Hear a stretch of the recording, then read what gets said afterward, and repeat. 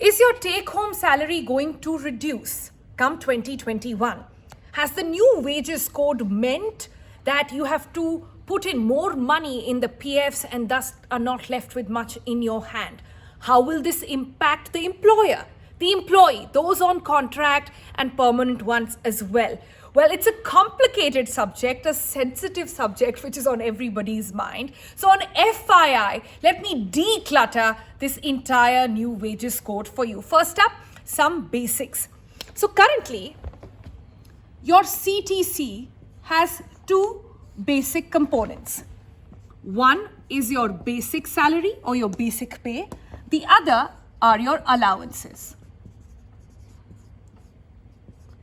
Your basic pay has something called a DA, which is calculated then further into your PF. It might have a retention allowance as well. Your allowances, on the other hand, have things like your bonus. It has your allowances on home, HRA, etc., key component. And then it has the employer's contribution to the PF, and this could see a change as well. I'll tell you how.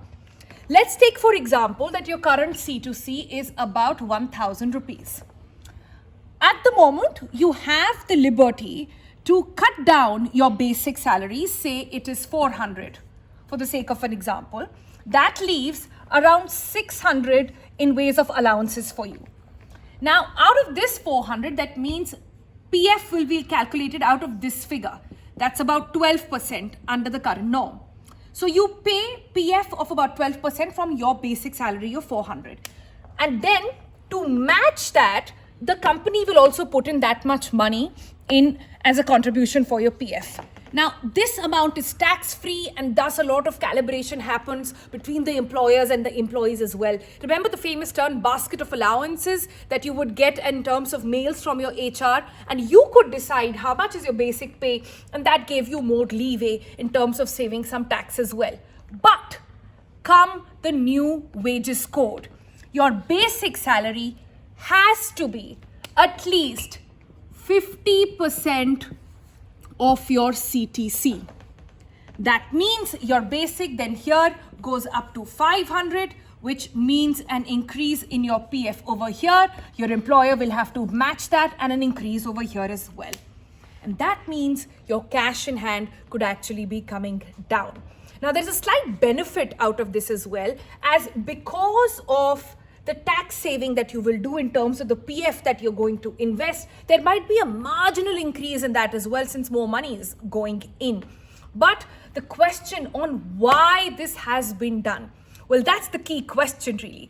The government, if you believe them, will say that this is being done to ensure that your retirement security is intact. Your retirement corpus has more for you. But those who are critical of the government at this point and looking at it with a pinch of salt say that this is also being done so that the government at the end of the day gets more corpus in terms of PF. The money that goes to the government is then can be put in to various bonds that the government can use. Remember fiscal deficit, we keep talking about it, government is facing it in a huge way. Well, it could meet up on that front as well. Many at this point also questioning the timing.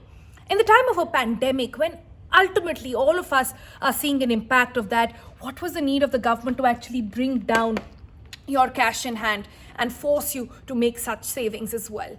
How will it impact you if you are a contractual employee versus a permanent employee? Well, for that, you will have to watch the show, FYI, where we spoke with experts. We took some of your questions on board as well to try and understand what are the loopholes, what are still some of the sort of leeways that you can play around with to get more tax saving. We'll take you through all of that on the show. So stay tuned to NDTV and watch the show on our YouTube segment as well.